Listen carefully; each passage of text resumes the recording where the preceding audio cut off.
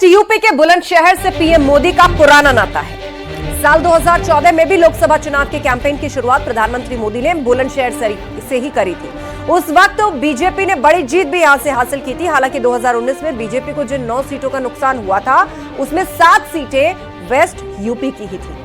ऐसे में माना जा रहा है कि अवध में रामकाज के फौरन बाद बुलंदशहर से पूरी तैयारी के साथ बीजेपी ने अपना मिशन 2024 शुरू कर दिया है। साफ है, आने वाला चुनाव मोदी की गारंटी और विपक्ष के मतभेदों से भरी एकता के बीच होना है। लेकिन सवाल वही है कि क्लेश के बीच विपक्ष बीजेपी के महाअभियान का सामना कैसे करने वाला है। आज खास गेस्ट पैनल के साथ इसी पर महाबहस, लेकिन पहले ये रिपोर्ट। मोदी को न पहले जरूरत थी, न आज जरूरत है, न आगे जरूरत है चुनाव के बुगल फूंकने की। मोदी के लिए तो ये जनता जनार्दन बुगल फूंकती रहती है।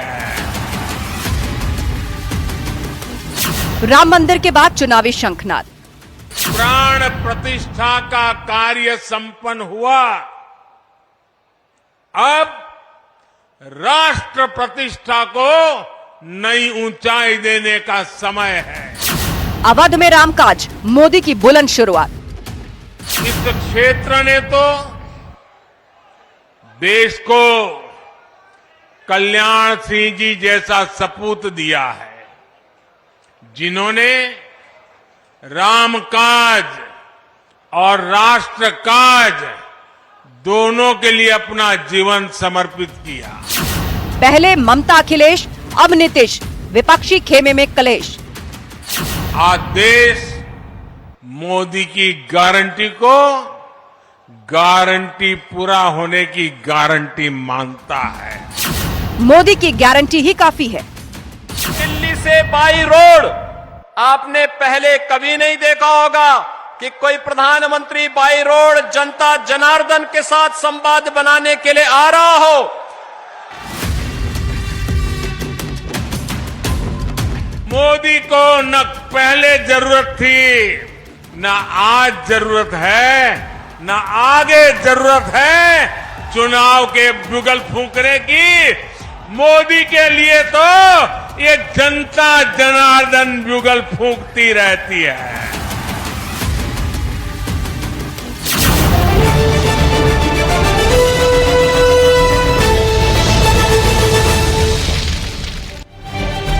और अब वक्त है महाबहस के सवालों का। आपको दिखाते हैं वो सवाल जिनके इर्द गिर्द फोकस रहेगी आज की डिबेट। तो पहला सवाल आपके सामने 2024 में मोदी की गारंटी वर्सेस विपक्ष के बारे। जनता आखिर किस पर यकीन करेगी? और मौजूदा हालात को अगर देखें तो विपक्ष में जो भारी मनमुटाव है, उसके चलते कैसे मजबूती से जनता के बीच जाएगा विपक्ष। अवध में रामकाज, मोदी की बुलंद शुरुआत। पश्चिमी उत्तर प्रदेश से बिगुल फूंका गया है। बुलंदशहर में जाकर प्रधानमंत्री मोदी ने यहां मंच से एक बार फिर अपनी गारंटी का जिक्र किया है, जो 2024 में बीजेपी प्रमुखता से रखने वाली है। आपसी मतभेदों के साथ कैसे टक्कर लेगा विपक्ष, ये बड़ा सवाल बना हुआ है। और चर्चा के लिए गेस्ट पैनल हमारे साथ जुड़ चुका है। हमारे साथ बीजेपी प्रवक्ता समीर सिंह जी है, हमारे साथ मनीष सिंह जी है, प्रवक्ता समाजवादी पार्टी, सचिन रावत जी कांग्रेस के प्रवक्ता, मनीषा अहलावत जी हमारे साथ हैं, आरएलडी की स्पोक्स पर्सन, और उसके अलावा ज्ञानेश श्रीवास्तव जी हैं, वरिष्ठ पत्रकार। सभी मेहमानों का बहुत बहुत स्वागत है। शुरुआत मनीष जी आप ही से कर रहे हैं। मोदी की गारंटी का जिक्र एक बार फिर से खुद प्रधानमंत्री मोदी ने बुलंदशहर से कर दिया, और दूसरी तरफ परिवारवाद और किस तरीके से जो गठबंधन विपक्ष का है उसके अंदर की मनमुटाव खबरें, उन सबको मंच से सामने रखा। अब बताइए 2024 में ये बिखरा बिखरा खंड खंड विपक्ष कैसे टक्कर देगा मोदी को? आस्था जी, तीसरी बार भारत की जनता झूठ का सामना करने जा रही है। आदरणीय प्रधानमंत्री जी जब बुलंदशहर में बोल रहे थे तो आवाज तो उनकी बुलंद थी, लेकिन उनकी निगाह जनता से सामना नहीं कर पा रही थी। 2014 में आदरणीय मोदी जी जब प्रधानमंत्री पद के उम्मीदवार के रूप में भारतीय जनता पार्टी का प्रचार प्रसार का जिम्मा संभाले थे, तो उन्होंने पहली जनसभा में कहा था कि हम काला धन खत्म करेंगे। देश से काला धन कहां खत्म हुआ? उन्होंने कहा था कि स्मार्ट सिटी हम बनाएंगे, 100 स्मार्ट सिटी बनाने की बात मोदी जी ने कही थी। कहां पर है स्मार्ट सिटी? हम तो लखनऊ में बैठे हैं, लखनऊ उत्तर प्रदेश की राजधानी है। देख लीजिए कि स्मार्ट सिटी की स्थिति यह है कि आए दिन इतनी बड़ी ट्रैफिक जाम, नालियों में बजबजाती हुई पानी, ये सारे मुद्दे आप चुनाव में उठाएंगे, सारे मुद्दे तो चुनाव में उठाएंगे। लेकिन मेरा जो सवाल है वो स्पेसिफिक गठबंधन को लेकर है। सचिन रावत जी, आपसे जानना चाहूंगी, आज तो जेडीयू और आरजेडी के बीच में भी मनमुटाव की खबरें आ गई। आम आदमी पार्टी अपने रास्ते चली गई, टीएमसी अपने रास्ते चली गई, सपा का भी लगभग वही हाल है, और अब इस बीच जेडीयू और आरजेडी के बीच खटपट की खबरें।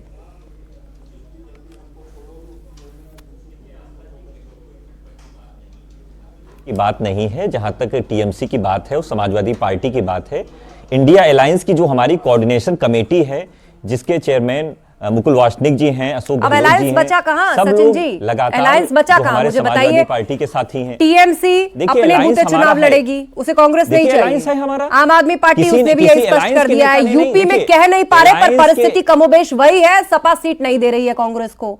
आरजेडी जेडीयू में खटपट। अब बताइए इंडिया अलायंस बचा कहां? केवल साउथ की 1-2 पार्टीज रह गई आपके साथ। मैं जवाब दे रहा हूं। देखिए, ये लोग आप लोग डिसाइड नहीं करेंगे ना अलायंस में कौन रहेगा कौन नहीं। पार्टियों ने खुद ही डिसाइड कर लिया ना सचिन जी। अब ये बात तो उससे भी आगे पहुंच गई। आप जिसको अलायंस बता रहे हैं, जिस अलायंस की कोऑर्डिनेशन कमेटी की बात कर रहे हैं, ना तो वहां कोई कोऑर्डिनेशन है। और मैंने ये पूछा अलायंस बचा कहां? कितनी पार्टियां रह गई आपके साथ? मैं तो वही कह रहा हूं कि इंडिया अलायंस की जो कोऑर्डिनेशन कमेटी है वो तय करेगी। देखिए, कुछ पार्टियों को लेकर के अगर सीट शेयरिंग की बात है वो हम लोग बैठ करके डिसाइड कर लेंगे। कमेटी की बात कर रहे हैं, इंटरनल घर की बात है। अलायंस और है, सीट शेयरिंग जो होती है वो ऑन टेलीविजन नहीं बताई जाती है। कोई कोई भी प्लानिंग ऑन डिबेट नहीं बताई जाती है। हम लोग तय कर लेंगे, हमारी कोऑर्डिनेशन कमेटी है। अभी बिल्कुल बहुत ही मजबूती से तय करिए। कोऑर्डिनेशन कमेटी में आप सब लोग मिलजुल कर रणनीति बनाइए कि कैसे 2024 में आप पूरा मीडिया देखना चाहता है, मोदी को टक्कर देंगे। अभी आपको ये भी पूछना पड़ेगा कि जो उत्तर प्रदेश में ओम प्रकाश राजभर जी के साथ भारतीय जनता पार्टी का जो अलायंस है, उनको मंत्री कब बनाएंगे, ये भी अभी सवाल करिएगा। ये हमारे गठबंधन की चिंता। राजभर, आप अनुप्रिया पटेल का भी जिक्र करिए ताकि मैं सवाल को देश में आज किसान हाहाकार कर रहा है और मोदी जी बुलंदशहर आकर के कहते हैं कि बड़ा खुशहाल प्रदेश हो गया है। ये तमाम सवाल मैं लिए चलती हूँ समीर सिंह जी के पास। समीर जी ने खुद कहा, ठीक सचिन जी बात आ गई आपकी। बरेली आकर के किसानों की समीर जी, पहली बात तो ये लेकिन कि अभी भी लगातार यही कहा जा रहा है कि हमारी एक कोऑर्डिनेशन कमेटी, आप लोग किसी मुगालते में मत रहिए, हर चीज सार्वजनिक नहीं की जाती, हम लोग सब एक हैं। और सपा कह रही है कि नजरें नहीं मिला पा रहे जनता से। देखिए आस्था जी, इंडी गठबंधन का इंड हो रहा है और वो इंड पश्चिम बंगाल से शुरू हुआ है। ममता बनर्जी जी अलग बात कर रही हैं, आम आदमी पार्टी अलग बात कर रही है, और अखिलेश यादव अभी कांग्रेस के प्रवक्ता जिस तरह से कह रहे थे, मैं पूछना चाहता हूं, अखिलेश यादव ने आपके प्रदेश अध्यक्ष को चिरकुट कहा कि चिरकुट, और कांग्रेस के नेताओं ने अखिलेश यादव को छुटभैया नेता बना दिया। जिस भाषा का इस्तेमाल ये कर रहे हैं एक दूसरे के प्रति, आप गठबंधन करो, हमें कोई दिक्कत नहीं है। पहले भी गठबंधन किया था इन लोगों ने। कांग्रेस 2017 में गठबंधन करके उत्तर प्रदेश के अंदर चुनाव लड़ी थी। बसपा और सपा 19 में लड़ी थी। 22 में ये ओम प्रकाश राजभर का नाम ले रहे थे, उनके साथ लड़े थे। लेकिन इनके गठबंधन का हश्र क्या हुआ? हम मोदी जी की गारंटी के साथ है, देश की जनता मोदी जी की गारंटी को मानता है और योगी जी के उत्तर प्रदेश के विकास को मानता है। जिस प्रकार से उत्तर प्रदेश के अंदर विकास की गंगा बह रही है, जिस प्रकार से माननीय योगी जी उत्तर प्रदेश को देश के अंदर तरक्की पर ले जा रहे हैं, उत्तर प्रदेश का ग्रोथ बढ़ रहा है, उत्तर प्रदेश के अंदर नौजवानों को रोजगार मिल रहा है, उत्तर प्रदेश के अंदर सड़कें बन रही, एक्सप्रेसवे बन रहा है, उत्तर प्रदेश के अंदर हम एयरपोर्ट बना रहे हैं और चंद समय में अयोध्या का एयरपोर्ट बन के तैयार हुआ। माननीय प्रधानमंत्री जी ने सुपुर्द किया। आप तो अयोध्या में राष्ट्रकाज, इसको लेकर 2024 में मैदान में अयोध्या में थी, भव्य राम मंदिर के पूजन में आपने देखा किस प्रकार का स्वरूप है, समाज का किस प्रकार का समर्थन मोदी जी और योगी जी को मिल रहा। हमें लगता है कि इंडी गठबंधन का इंड हो रहा है और ये मुगालते में है। जिनके दिल नहीं मिलते, मन नहीं मिलते, वो देश के विकास और तरक्की की इबारत क्या लिखेंगे। ठीक है, मैं मनीषा अहलावत जी को लाना चाहूंगी चर्चा में। मनीषा जी, जेडीयू और आरजेडी ये भी दोनों महत्वपूर्ण पार्टियां, INDIA अलायंस की ये भी दोनों महत्वपूर्ण पार्टियां, दोनों सरकार भी चला रही थी बिहार में, लेकिन अब इन दोनों के बीच में खटपट की खबरें आ रही हैं। तो अब आप मुझे बताइए क्या भविष्य है इस INDIA गठबंधन का। इसकी ज्यादातर पार्टियां तो अपने अपने रास्ते हो गई हैं, बिहार में भी इक्वेशन बिगड़ता दिख रहा है जी। देखिए, चुनाव में अभी बहुत समय है और जाहिर है जब इतनी सारी पार्टियां हैं और सभी अपने आप में मजबूत हैं तो थोड़ा बहुत सब अपना खटपट भी होगी, लेकिन अभी चुनाव तो बहुत दूर है। अभी आप इंतजार करिए, खबरें तो और आएंगी। ठीक है, ज्ञानेश श्रीवास्तव जी आप ही प्रकाश डालिए कि एक तरफ तो रामकाज की बात हो रही है, राष्ट्रकाज की बात हो रही है, और दूसरी तरफ INDIA गठबंधन है, एक एक करके सब होली अपने अपने रास्ते। अभी भी होप है कांग्रेस को कि हमारी कोऑर्डिनेशन कमेटी कोई कमाल कर देगी? नहीं, बात यहाँ इंडिया अलायंस की नहीं है। देखिए, उत्तर प्रदेश जो है बीजेपी की एक तरह से प्रयोगशाला है और यहाँ पर चुनौती दे पाना बहुत मुश्किल काम है। और हिंदी बेल्ट में उत्तर प्रदेश, यहाँ सबसे ज़्यादा सीट भी है और अभी जो राम मंदिर बना है उसका जो एज मिला है बीजेपी को, जाहिर सी बात है।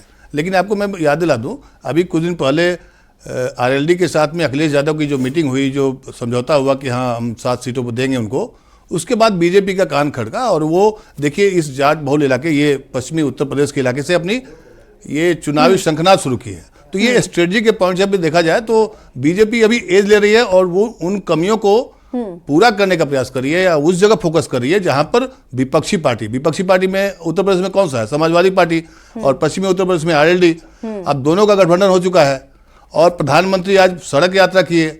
आप समझिए, रणनीति समझिए, इंडिया अलायंस की रणनीति क्या है वो तो आने वाले समय में पता चलेगा। और खटपट तो हो ही रहा है, उससे परसेप्शन भी बनता है और उससे इसको एज में किसको मिलेगा, बीजेपी को मिलेगा, जाहिर सी बात है। लेकिन बीजेपी उन चीज़ों पर बहुत ज़्यादा फोकस कर रही है। अब समझिए कि ये प्रधानमंत्री का नई दिल्ली से वहाँ जाना और किस इलाके में जाना जहाँ पर अभी RLD और समाजवादी पार्टी का समझौता हुआ है। तो चुनावी शंखनाद के साथ साथ में चुनावी रणनीति का जो खाका है, बीजेपी हर चीज अपना फूक फूक कर उठा रही है। अब इसको देखना है विपक्षी को। गठबंधन सीट शेयरिंग पर ही उलझा हुआ है, आपसी मनमुटावों में उलझा हुआ है और डिक्लेयर कर रहा है कि जिस स्टेट में मेरी सरकार है मैं अकेले चुनाव लड़ूंगा, अलग से चुनाव नहीं। ये तो रहेगा। मुझे लगता है कि अभी मार्च तक आते आते बहुत सारी चीजें या फरवरी के अंत होते होते चीजें क्लियर होंगी। टीएमसी एक बहुत बड़ा ये झटका है इंडिया अलायंस के लिए। आम आदमी पार्टी ने भी कहा और सपा के साथ भी कमोबेश स्थिति वही है, बस ऑफिशियल डिक्लेरेशन नहीं है लेकिन स्थिति तो वही है। लेकिन परसेप्शन वाइज देखिएगा तो इंडिया अलायंस में जो खटपट की खबरें हैं ना, वो नुकसान देता हुआ दिखाई पड़ेगा। ठीक है, यही सवाल मैं लिए चलती हूँ। मनीष जी आप भी इसका जवाब दीजिए और सचिन जी आप भी, कि क्या परसेप्शन की पिच पर आप अभी से बीजेपी से हार गए हैं? देखिए आस्था जी, समाजवादी पार्टी ने इंडिया गठबंधन में पहले दिन से ही ये बात कही है कि हम इंडिया गठबंधन को मजबूती देंगे, ताकतवर बनाएंगे और उत्तर प्रदेश में हम अपने गठबंधन के साथियों के साथ मिल करके उत्तर प्रदेश की जो महत्वपूर्ण 80 की 80 लोकसभा सीटें हैं वहां पर हम भारतीय जनता पार्टी को हराएंगे। चूंकि समाजवादी पार्टी के पास 80 की 80 लोकसभा क्षेत्रों में 58,184 जो हमारी ग्राम सभाएं हैं, 800 से ऊपर हमारे ब्लॉक हैं, 403 विधानसभाएं हैं, हर जगह पे हमारी पार्टी की कमेटियां गठित हैं और दुरुस्त हैं और हम लोकसभा चुनाव में जाने के लिए तैयार हैं। लेकिन सबसे जो आस्था जी महत्वपूर्ण सवाल है, भारतीय जनता पार्टी के प्रवक्ता से यह जरूर पूछिएगा कि मोदी जी तीसरी बार चुनाव में जा रहे हैं, जो बात उन्होंने कहा था, आज उत्तर प्रदेश और देश की स्थिति क्या है? 2014 में 50 लाख करोड़ हिंदुस्तान पर कर्जा था, आज हम 250 लाख करोड़ से ऊपर के कर्ज में पहुंच चुके हैं। आज हमारे पास उत्तर प्रदेश में तो मोदी जी पहुंचे थे, एक एक्सप्रेसवे उत्तर प्रदेश को इन्होंने नहीं दिया है। आज तक भारतीय जनता पार्टी के उत्तर प्रदेश में 7 वर्ष के शासनकाल में और 10 वर्ष के केंद्र के शासनकाल में कोई एक भी एक्सप्रेसवे समीर जी बोलिए। ठीक है, इसी एक्सप्रेसवे के सवाल को मैं ले चलती हूं। जी बोलिए समीर जी। अरे मुझे अपनी बात मैं आती हूँ, एक कुछ तो शर्म करना चाहिए। ऑन एयर बोलने पर, टीवी पर बोलने पर 5 एक्सप्रेसवे 5 एक्सप्रेसवे हमारी सरकार ने दिया, योगी 5 एक्सप्रेसवे आप महोदय बता दीजिए। भारतीय जनता पार्टी के बहुत विद्वान प्रवक्ता हैं आप बता दीजिए। गंगा एक्सप्रेसवे पर काम चल रहा है। अरे गिन लो ना भैया, गिन लो ना, जो पूर्वांचल हम बनाए, बलिया लिंक हम बना रहे हैं, उसी हालत में पड़ा हुआ एक सड़क। अरे पूर्वांचल नहीं मनीष जी, आपने एक्सप्रेसवे की बात करी तो अब उनका जवाब सुन लीजिए। वो गिनवा रहे 1 2 नहीं 5 एक्सप्रेसवे हमने बनाया, और हमने तो एक्सप्रेसवे और एयरपोर्ट की झड़ी लगा दी है। यही नहीं, हम तो कहते हैं कि अखिलेश यादव बताए ना कि उनकी सरकार में क्या हुआ था। वो क्यों नहीं बताते कि उनकी सरकार में क्या विकास हुआ था। आज प्रधानमंत्री जी पश्चिमी उत्तर प्रदेश में थे, अखिलेश यादव ने चीनी मिलों को बेचा था, हमने चीनी मिलों को चलाया है। रमाला शुगर मिल को 500 करोड़ रुपया देके योगी आदित्यनाथ जी ने अपनी सरकार में उस शुगर मिल का जीर्णोद्धार किया। चलिए, ये मुद्दे की बात रही। उन्होंने पूछा कितने एक्सप्रेसवे बनाए, आपने कहा कि हमने एक्सप्रेसवे नहीं एयरपोर्ट्स की भी झड़ी लगाई। आगे बढ़ते हैं, रुकना नहीं है, विषय बहुत सारे, रुकना नहीं है। लेकिन आप लोग गठबंधन पे कुछ नहीं बोल रहे। सचिन रावत जी, वही सवाल आपसे जो मैंने मनीष जी से पूछा था कि ये जो परसेप्शन गेम है, ये जो परसेप्शन की पिच है, अभी से ही विपक्ष INDIA पीछे हो गया बीजेपी से। देखिए, कहीं कोई पीछे नहीं हुआ है। ममता जी मुख्यमंत्री हैं पश्चिम बंगाल की और वो लीड कर रही हैं पश्चिम बंगाल को, और उन्होंने भी प्रेस कॉन्फ्रेंस करके एक बात कही है कि हम मोदी सरकार की जो गलत नीतियां हैं उसके खिलाफ लड़ाई लड़ रहे हैं और मोदी सरकार को हटाना हमारा पहली प्राथमिकता है। तो मैं कह सकता हूं कि आज की डेट में वो इंडिया अलायंस के साथ हैं, और यही आम आदमी पार्टी कह रही, यही समाजवादी पार्टी कह रही, जो हमारे इंडिया अलायंस के हिस्सा हैं। और लगातार देखा होगा कि आपने आज की डेट में बुलंदशहर आकर के मोदी जी ने किसानों की बात की। मैं तो इनसे 5 सवाल करना चाहता हूं कि आपने किसानों की बात अपने मुंह से कैसे कह दी कि बरेली में आकर के 2016 के चुनाव में आप कहते हैं कि वहां पे हम आय दुगनी कर देंगे, और अभी तक जो है NSO की रिपोर्ट है कि आय दुगनी होने की बात छोड़िए, जो उनकी जो वाजिब आय थी वो भी खत्म हो गई, और पूरे देश में 1 लाख से ज्यादा किसानों ने आत्महत्या की है इनकी गवर्नमेंट में। वो NSO की रिपोर्ट है, ये मैं नहीं कह रहा हूं, NSO की रिपोर्ट है, पूरा डाटा है। और जो आपने किसान सम्मान निधि जो आपने देने की बात की थी, 2,27,00,000 जो किसान जो निधि आप देना चाहते थे वो भी आपने खत्म करने का काम किया। जो आप कह रहे थे कि हम फसली बीमा देने की बात करेंगे, जो जिन किसानों ऐसे वक्त में उन मुद्दों की बातें टीवी डिबेट्स में कर रही है जो पूर्व में विधानसभा चुनाव में उठा चुकी है, उसका नतीजा भी देख चुकी है। आप ये सोचते हैं, आप ये सोचते हैं कि लच्छेदार बातें करके, लच्छेदार भाषण करके, एजेंडा तय करके ये सब कुछ नहीं होगा। किसानों को डंडे मिलते थे, आपको किसानों का जो समर्थन मूल्य है वो देना पड़ेगा, क्योंकि आपने अपने मैनिफेस्टो में कहा। चलिए, आप दोनों आपसी वाद विवाद में मत उलझिए, आपसी वाद विवाद में मत उलझिए। आपने मुद्दे से जुड़ा सवाल पूछा, उन्होंने जवाब दे दिया। विषय पर रहते हैं। ज्ञानेश जी, आपसे सवाल, सीधा सा सवाल ये कि क्या INDIA गठबंधन की स्थिति इस वक्त क्रोनिक स्टेज में है? 5,800 क्रोनिक स्टेज में है INDIA गठबंधन की स्थिति। ज्ञानेश जी, देखिए, गठबंधन की स्थिति में पेंच तो फंसा हुआ है, लेकिन यूपी के संदर्भ में देखिए तो यूपी में लगभग सब कुछ साफ दिखाई पड़ रहा है। मैं आपसे राष्ट्रीय स्तर पे पूछती हूँ। उत्तर प्रदेश का तो हम जान रहे हैं कि सपा के साथ सीट शेयरिंग पर कोई फॉर्मूला नहीं बन पा रहा है, RLD लेकिन साथ है। पर राष्ट्रीय स्तर पर आप देखिए, एक तरफ मोदी का चेहरा, वो रामकाज के बाद राष्ट्रकाज की बात कर रहे हैं, इलेक्शन कैंपेन उनका ग्राउंड पर आ चुका है, लेकिन INDIA जो बना ही था इसलिए कि हम लोग मोदी को हराएंगे। नहीं, इसमें देखिए परसेप्शन, मैंने कहा ना कि परसेप्शन की लड़ाई में हमेशा बीजेपी और मोदी दोनों आगे रहते हैं, लेकिन जमीन पर स्थिति बिल्कुल उलट है। वो चुनौतियां मिलेंगी। मोदी जी को यूपी में एज मिलेगा इसलिए कि यूपी एक ऐसा है ना, वहां राम मंदिर बना भी है। आप देखिए इस बात को, राम मंदिर का लहर जो है ये, लेकिन इस राम मंदिर की लहर की जो आप बात करें, क्या वो उत्तर प्रदेश तक सीमित है? हमने देखा कि राम मंदिर के लिए पूरे देश से कहां से लोगों ने प्रसाद से लेकर, सवारी से लेकर, व्रत से लेकर, संकल्प से लेकर, क्या नहीं। अभी भी आप देखिए वहां पर साउथ से आए लोगों की भीड़ लगी है, वहां पर महाराष्ट्र से आए लोग नाच रहे हैं, वहां पर कश्मीर से कन्याकुमारी तक लोग वहां पर आकर जय सिया राम करते हुए नजर आते हैं। नहीं देखिए, तो रामकाज हो जाना या राम मंदिर बन जाना, अगर इससे कोई फायदा मिलता है किसी पार्टी को, तो वो सिर्फ उत्तर प्रदेश तक सीमित नहीं होगा। हाँ, लेकिन ये भीड़ जो है ये वोट में कन्वर्ट होगा, इसकी भी कोई गारंटी नहीं है। चुनाव, इस बार का जो चुनाव है टफ है, जाहिर सी बात है। मोदी जी भी काफी मेहनत कर रहे हैं और उनका, लेकिन एक जो नेगेटिव पॉइंट जा रहा है इसमें कि जिस तरह से इंडिया गठबंधन की शुरुआत हुई है, भले ही खटपट की खबर आ रही है, अगर वो अलायंस मजबूत हो जाता है तब क्या होगा आप सोचिए। अगर हम सवाल उठाते हैं कि इंडिया अलायंस में खटपट है, अगर वो सारा विवाद खत्म हो जाता है और सब एक हो जाते हैं, तब तो चुनौतियां बढ़ेंगी ना। लेकिन ज्ञानेश जी, विवाद भी आप देखिए कई स्तर पर है। सबसे बड़ी बात सीट शेयरिंग, इतनी बैठकें हुई, नहीं बन पाया। दूसरा, गठबंधन का संयोजक कौन होगा, उसको लेकर भी मनमुटाव। कांग्रेस चाहती है नीतीश कुमार हो, ममता बनर्जी उधर से झटका देती हैं। आम आदमी पार्टी वो भी अपनी राय, अपना विचार, अपना सजेशन अलग रखते हुए नजर आती है।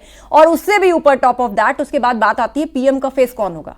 बहुत बहुत दावेदार हैं। नहीं, लेकिन गठबंधन सामंजस्य कैसे बनेगा, जबकि हमने 2019 में भी देखा है ऐसा ही गठबंधन बनके तैयार हुआ था। देखिए, गठबंधन की राजनीति का अगर प्रयोग देखिएगा, इसके पहले जब भी गठबंधन हुआ है, विपक्ष हमेशा गठबंधन की राजनीति के सहारे ही सत्ता को प्राप्त किया है। आप बीजेपी को देखिए तो 14 में क्या था, एनडीए ने सत्ता हासिल की थी। तो देखिए बीजेपी के पास क्या है कि किसी तरह से ये गठबंधन ना हो, और इसके गठबंधन में टूट की खबरें जो आ रही है ये डेंट कर रहा है, इसमें दो राय नहीं है विपक्षियों के लिए। लेकिन एक बड़ा सवाल ये है कि अगर ये सारा डेंट खत्म हो जाता है तब क्या होगा। ठीक है समीर जी, इसका जवाब। देखिए आस्था जी, मैं अभी ज्ञानेश जी को सुन रहा था, कहीं ना कहीं इसमें सच्चाई नहीं है। भारत की जनता और उत्तर प्रदेश की जनता आगे बढ़ चुकी है। ये जातीय नेता जो परिवारों को बचाना चाहते हैं, जातिवाद करना चाहते हैं, उससे उत्तर प्रदेश की जनता और देश की जनता बाहर आ गई है। उत्तर प्रदेश की जनता योगी जी के विकास के साथ है और देश की जनता मोदी जी के व्यक्तित्व और विकास के साथ है। और उन्होंने कहा कि भविष्य का भारत, राम मंदिर के उद्घाटन में जिस प्रकार से मोदी जी ने अपना संबोधन दिया, उन्होंने कहा कि राम मंदिर के बाद भविष्य का भारत कैसा बनेगा, ये हमारी कल्पना होनी चाहिए, ये हमारी प्रियॉरिटी होनी चाहिए। और उसी भविष्य के भारत के लिए उत्तर प्रदेश के मुख्यमंत्री योगी जी और मोदी जी काम कर रहे हैं। आज तरक्की हो रही, विकास हो। आज जातीय नेता हाशिए पे, गठबंधन पहले भी हुआ था, 17 में हुआ, 19 में हुआ, 22 में हुआ, 23 में हुआ। हस्र क्या हुआ गठबंधन का, आप देखिए ना। बसपा और सपा का गठबंधन देश का सबसे बड़ा गठबंधन था 19 की लोकसभा के चुनाव में। सपा और बसपा की दुर्गति कितनी हुई। मैं यही कह रहा हूं कि आज देश के अंदर जातिवाद खत्म हो गया, आज देश के अंदर परिवारवाद खत्म हो रहा है और देश की जनता तरक्की के साथ है, विकास के साथ है, सुविधा के साथ है। जिस प्रकार से आम आदमी को तरक्की और विकास मिल रहा है, उस पर जनता आगे बढ़ रही है। मेरे पास लास्ट 2 मिनट। देखिए समीर जी ने बहुत अच्छी बात कही कि जातिवाद खत्म हो गया। मैं तो इनको बधाई देना चाहता हूं, लेकिन प्रधानमंत्री मोदी जी को चुनाव में अपनी जाति बतानी पड़ती है और कहना पड़ता है कि ओबीसी वर्ग का हो, ओबीसी वर्ग का हो। कहा जाति बताया? आप उन्होंने कहा जाति बताया? एक जगह बताओ ना। हमेशा उन्होंने राष्ट्रवाद की बात की।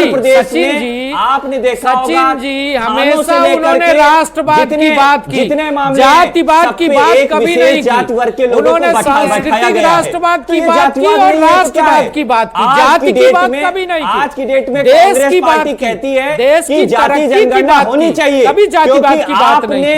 आपने जाति जनगणना नहीं कराई। जाति जनगणना की बात करते हो। ये है कि 90 सचिव नियुक्त होते हैं, उसमें से 3 ओबीसी होते हैं। आज की डेट में जिसकी जितनी हिस्सेदारी होगी उसकी उतनी भागीदारी होगी। आपने दिया कहां? सरकार में रहते आपने क्या हिस्सेदारी दी, आप बता दो। जाति की बात करते भाई, आप लंबे समय तक सरकार में थे, जो आप करते हैं, आपने कितनी हिस्सेदारी दी बताओ ना। जनता इस पे जवाब देने के लिए भी तैयार है। वही तो कह रहे हैं कि आप बताओ ना। आप सरकार में रहते आपने क्या हिस्सा लिया? कुल मिलाकर राम मंदिर के उद्घाटन के बाद चुनावी शंखनाद शुरू हो चुका है और अवध में रामकाज के बाद बुलंदशहर से बीजेपी ने अपनी बुलंद शुरुआत भी कर दी है। और दूसरी तरफ विपक्ष है वो कोई मुद्दे जरूर सरकार के सामने खड़े करने की कोशिश कर रहा है, लेकिन उसके गठबंधन में जिस तरह मनमुटाव की खबरें आ रही हैं उससे सवाल उठ रहा है कि क्या ये का हो पाएगा या नहीं। आप सभी मेहमानों का शुक्रिया चर्चा में शामिल होने के लिए। माना जा रहा है कि अवध में रामकाज के फौरन बाद बुलंदशहर से पूरी तैयारी के साथ बीजेपी ने अपना मिशन 2024 शुरू किया है। साफ है, आने वाला चुनाव मोदी की गारंटी और विपक्ष की मतभेदों भरी एकता के बीच होना तय है। सवाल वहीं का वहीं है, इस कलेश के बीच विपक्ष बीजेपी के महाअभियान का सामना कैसे करने वाला है। महाबहस में इतना ही। खबरें लगातार जारी हैं, बने रहिए हमारे साथ।